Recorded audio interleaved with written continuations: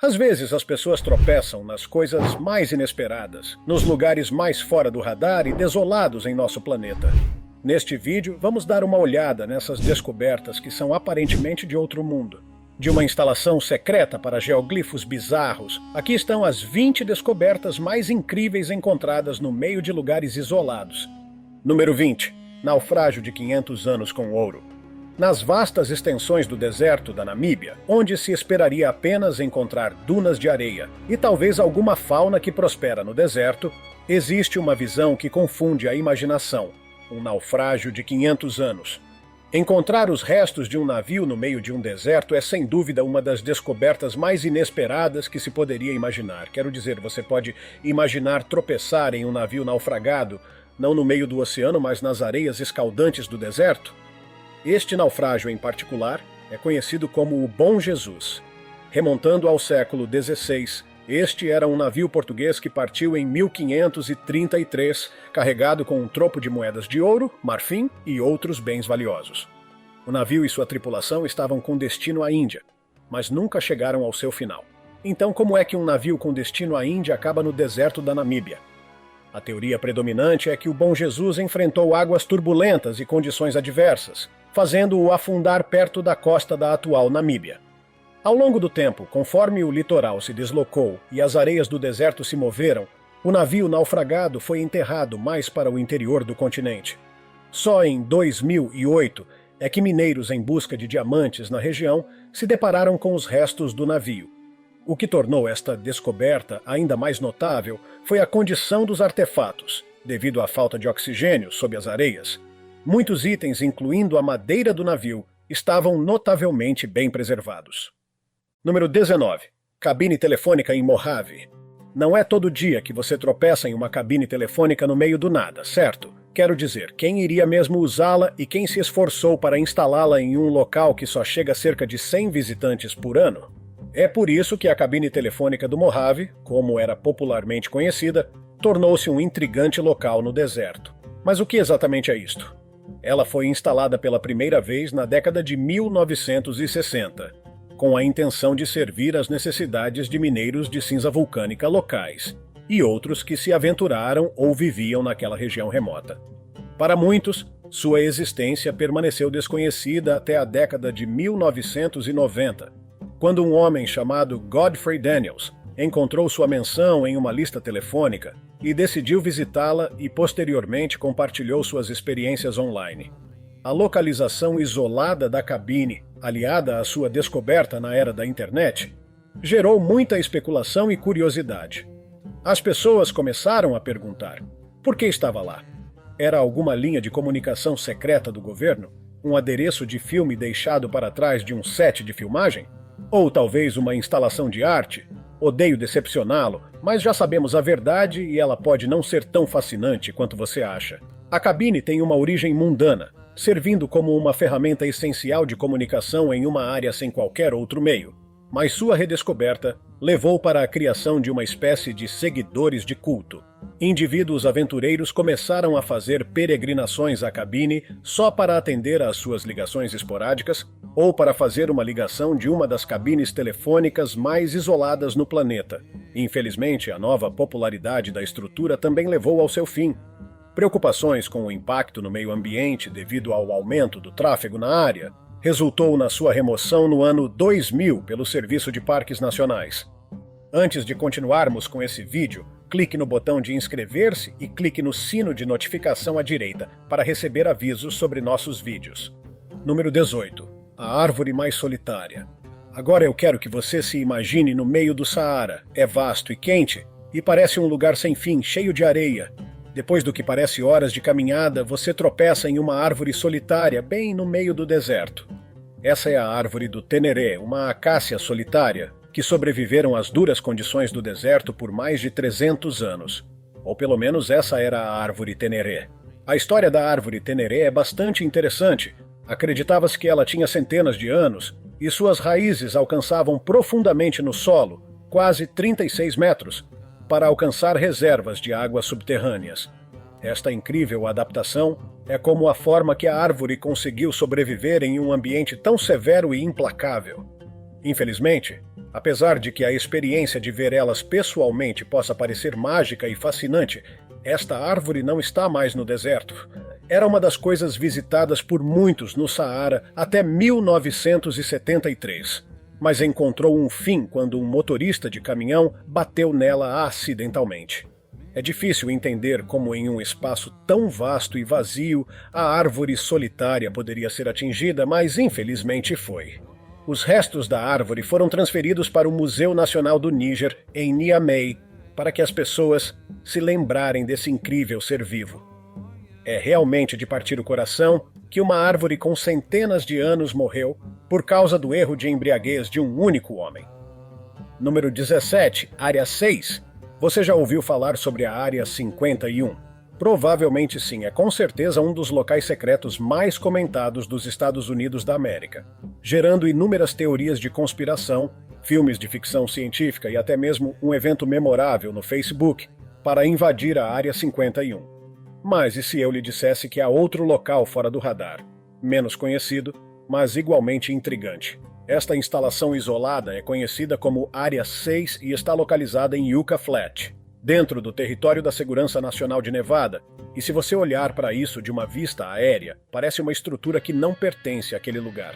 Mas, ao contrário da Área 51, que permanece envolta em mistério, a Área 6 não parece ser algo secreto.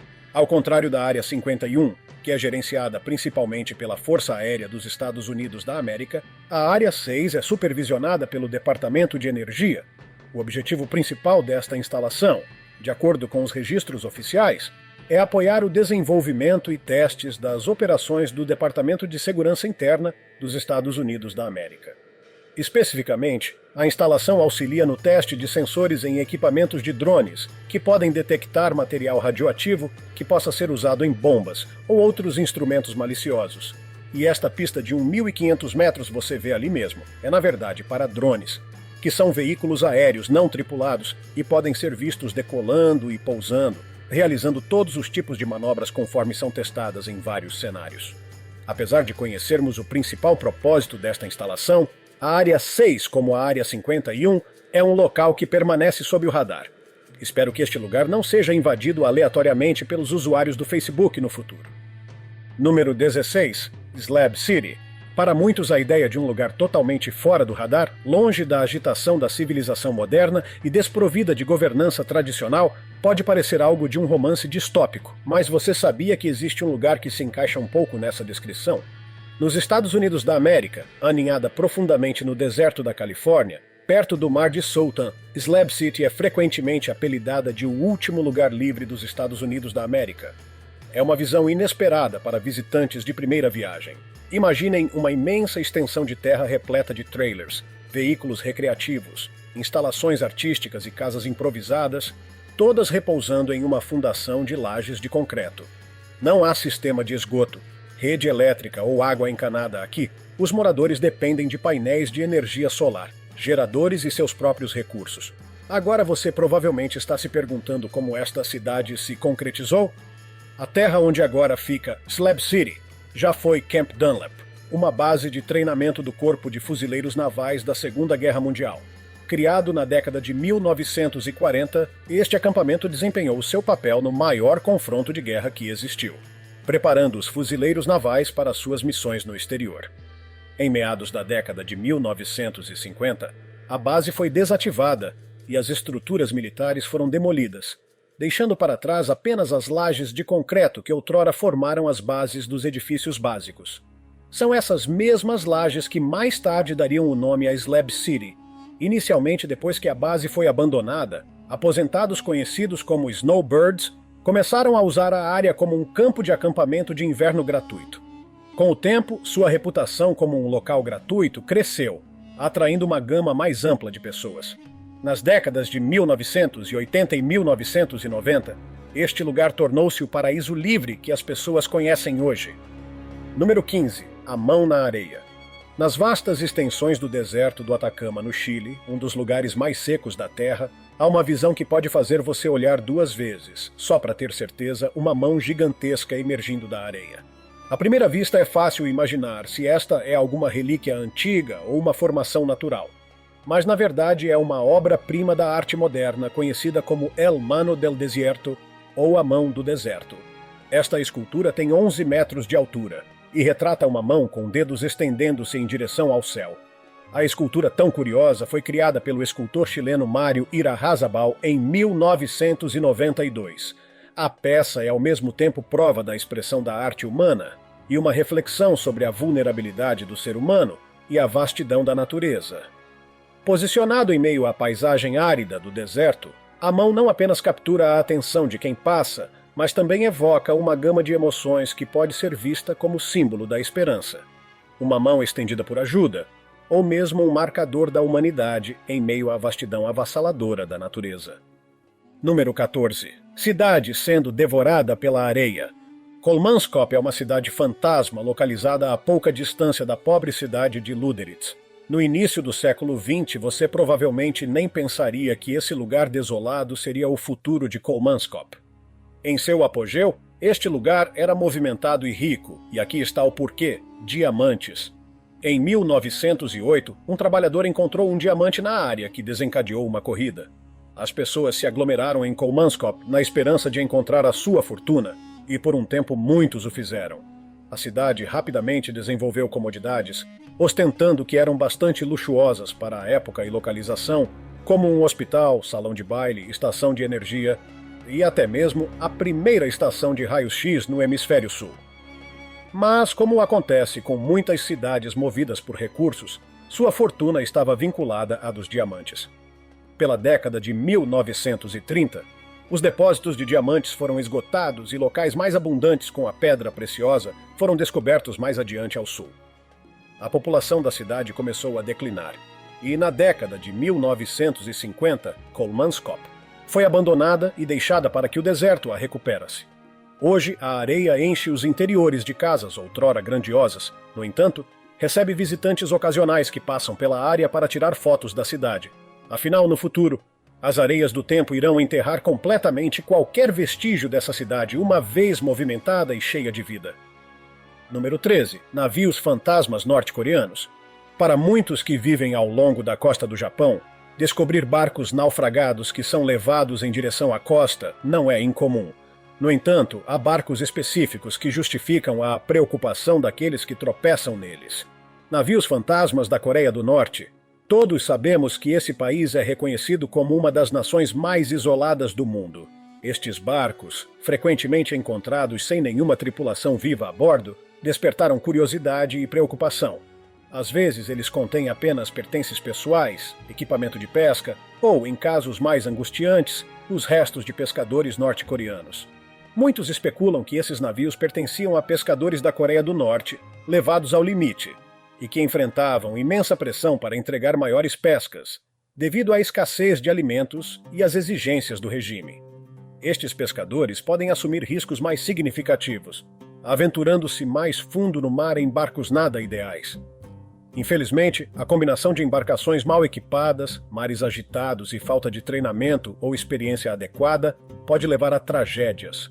Quando as correntes e os ventos são desfavoráveis, essas embarcações podem derivar incontrolavelmente, terminando destruídas no mar do Japão.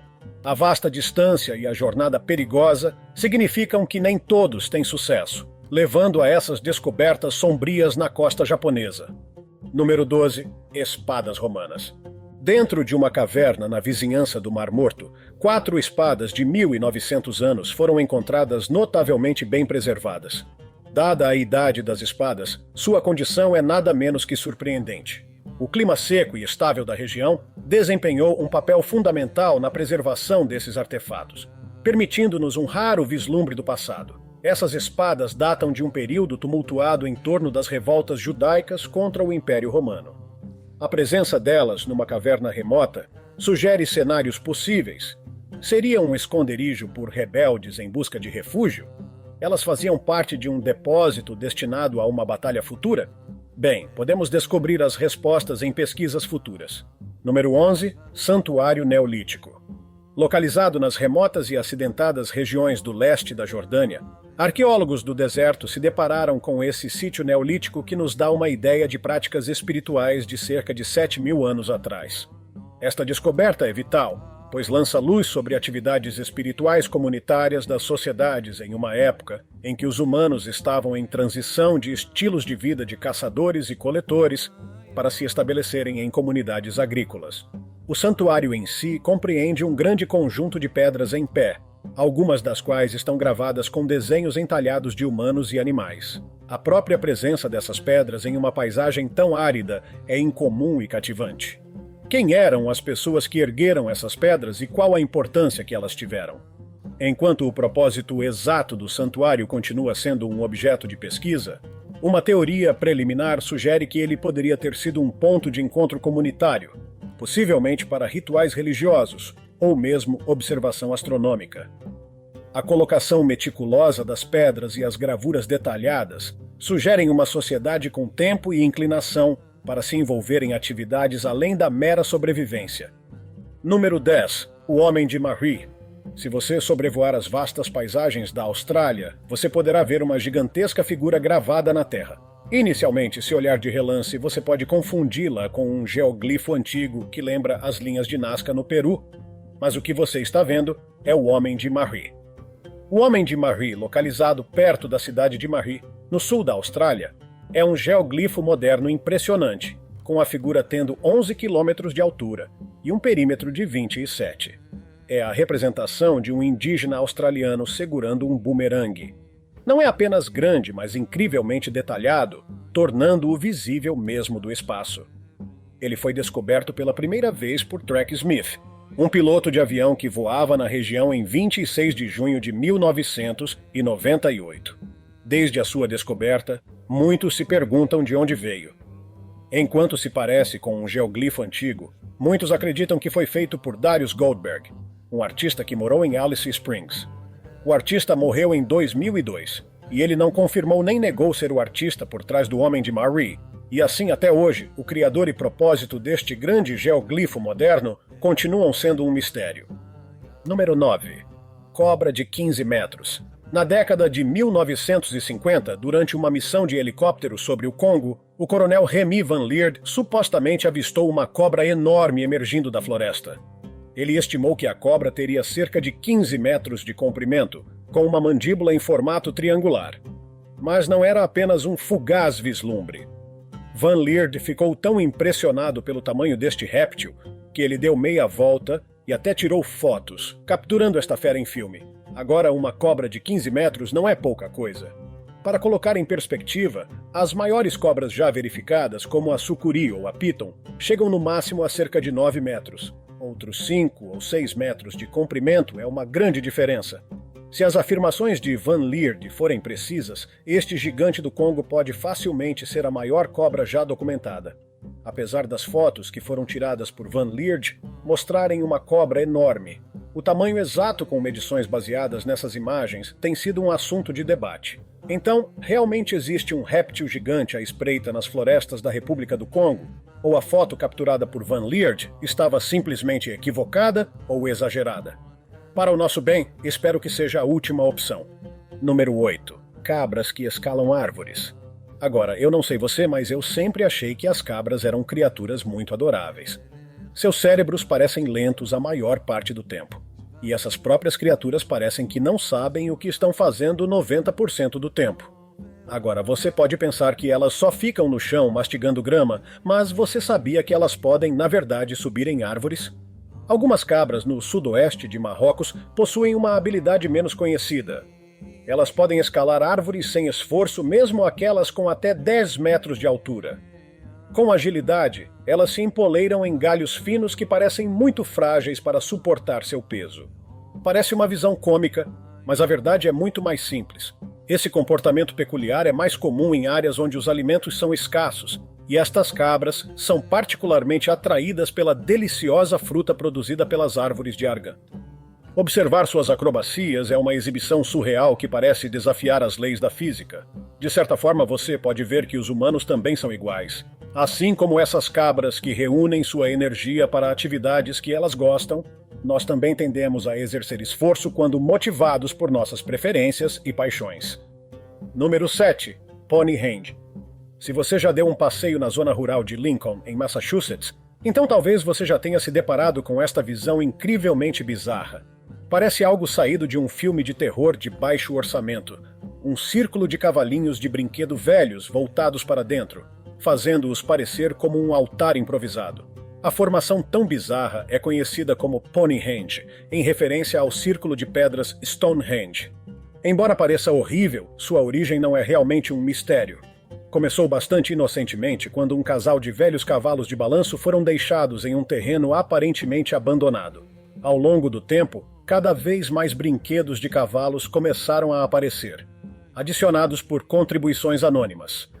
A coleção cresceu, bem como seu arranjo, com os cavalos às vezes colocados em círculos, em filas, ou mesmo como se estivessem correndo.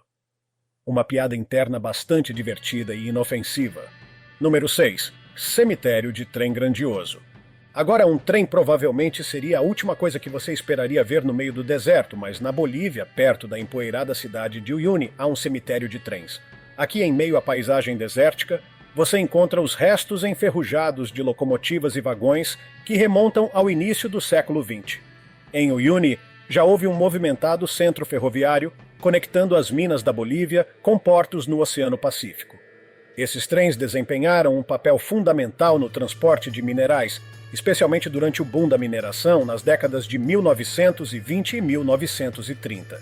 No entanto, à medida que as minas esgotavam e métodos alternativos de transporte surgiam, essas rotas ferroviárias diminuíram em importância em meados do século XX. Muitos desses trens foram desativados e, em vez de serem desmontados, eles foram deixados à mercê dos elementos naturais, resultando neste vasto cemitério misterioso. Os ventos salgados e o sol do deserto têm, desde então, feito seu trabalho corroendo o metal e dando a essas locomotivas uma aparência esquelética assustadora. Hoje, estes trens são visitados apenas por fotógrafos e os viajantes ocasionais que gostam de turismo sombrio. Número 5. Monumento dos Viajantes. Localizado no deserto de Mojave, ao longo da Mojave Road, o Monumento dos Viajantes é uma daquelas atrações únicas à beira da estrada que se tornaram um conto moderno. É essencialmente uma grande pilha de pedras feita pelo homem, mas é a tradição que o rodeia que o torna único. A regra, ou melhor, o costume, é que ao passar pelo monumento enquanto viaja pela Mojave Road, você adiciona uma pedra à pilha. Simples, certo? Mas é esse ato de contribuição coletiva que fez o monumento crescer ao longo do tempo, simbolizando a jornada compartilhada de incontáveis viajantes por esta paisagem acidentada. Agora, sobre aquela placa misteriosa, bem, eu não vou revelar o segredo para você, pois eu nem sei o que está escrito. Quem faz a viagem e contribui com uma pedra é encorajado a ler a mensagem nela. Mas há um código entre os viajantes para manter sua mensagem como um segredo, compartilhado apenas com aqueles que fizeram a jornada. Mesmo se você procurar por essa mensagem escondida na internet, você não vai realmente encontrar uma resposta definitiva. Se você tentar a sorte em fóruns online, encontrará pessoas afirmando que tirar fotos não foi permitido para manter a mensagem secreta oculta. Porém, eles dizem que viajar até o monumento vale a pena. Você faria uma viagem a este monumento apenas para descobrir a mensagem oculta? Número 4. Círculos bizarros do Oriente Médio. Se você já voou pelas paisagens áridas do Oriente Médio, particularmente na Jordânia, Síria e Arábia Saudita, você pode ver círculos bizarros em forma de roda no chão.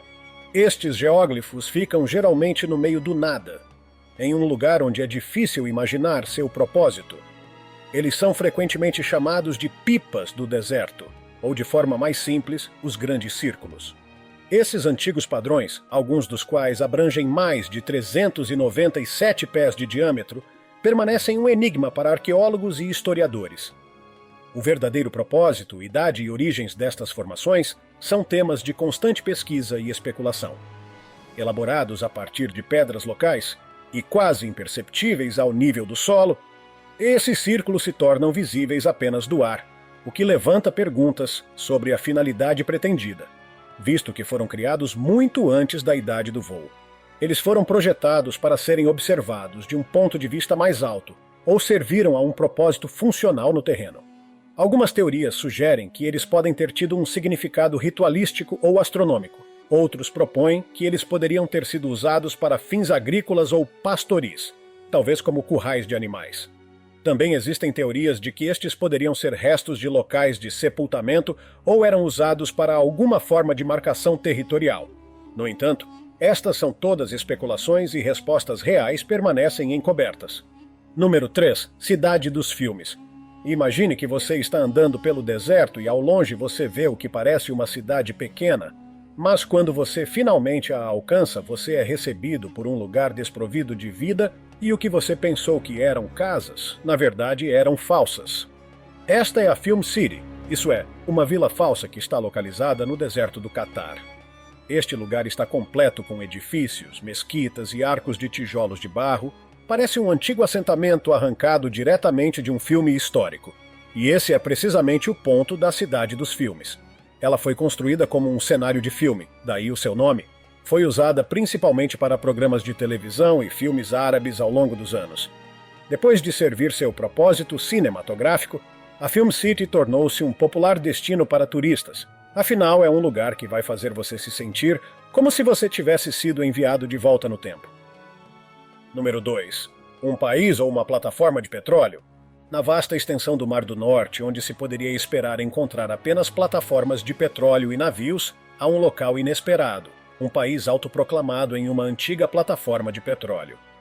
Este lugar intrigante é conhecido como o Principado de Sealand. A história de Sealand começou na década de 1960 com Roy Bates, ex-major do exército britânico.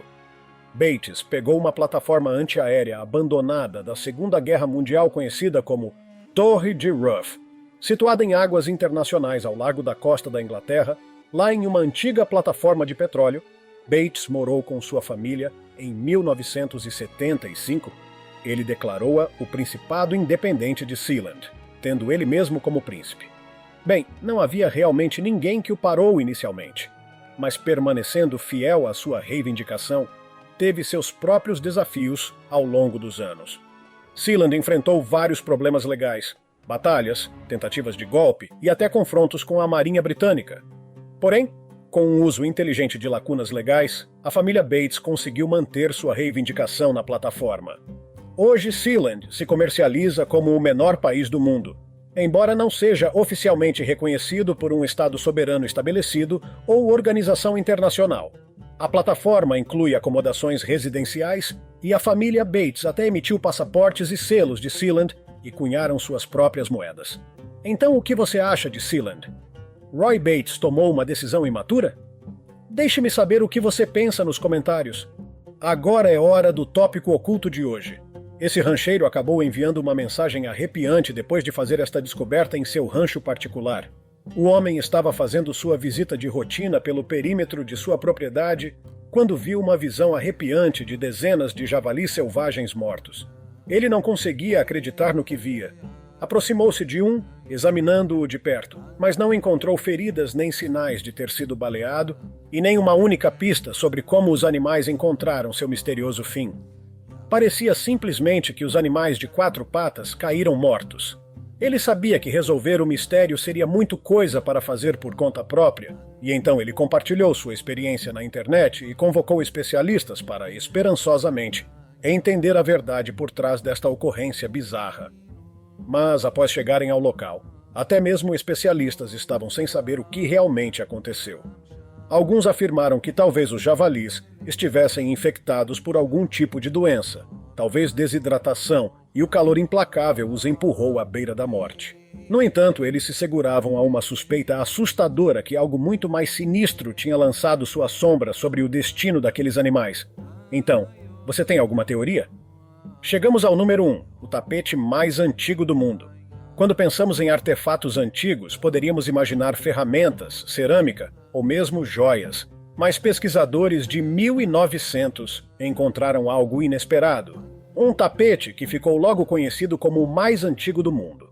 Conhecido como Pazyryk, o tapete foi encontrado nas montanhas de Altai, na Sibéria, na década de 1940, e foi preservado nas tumbas congeladas do Vale Pazyryk. O tapete remonta ao século V a.C., totalizando mais de 2.500 anos de idade. As condições frias do local garantiram que o tapete, junto com muitos outros artefatos, permanecessem incrivelmente bem preservados ao longo dos milênios. O tapete Pazyryk não é apenas notável pela sua idade, mas também pela sua composição detalhada, medindo cerca de 1,80 m por 2 metros, possui uma rica variedade de cores e designs, apresentando avançadas técnicas de tecelagem de seus criadores. Os designs incluem padrões geométricos, cavaleiros em cavalo e vários animais em combate. Esses motivos, como são chamados esses desenhos, oferecem esclarecimentos sobre as crenças culturais e a vida cotidiana das pessoas de Pazyryk. Quais dessas descobertas foram as que mais te intrigaram? Deixe-nos saber nos comentários abaixo. Gostou do vídeo? Deixe seu like e continue no nosso canal assistindo a um desses 2 vídeos sugeridos que aparecem na sua tela. Eu te espero por aqui. Até mais!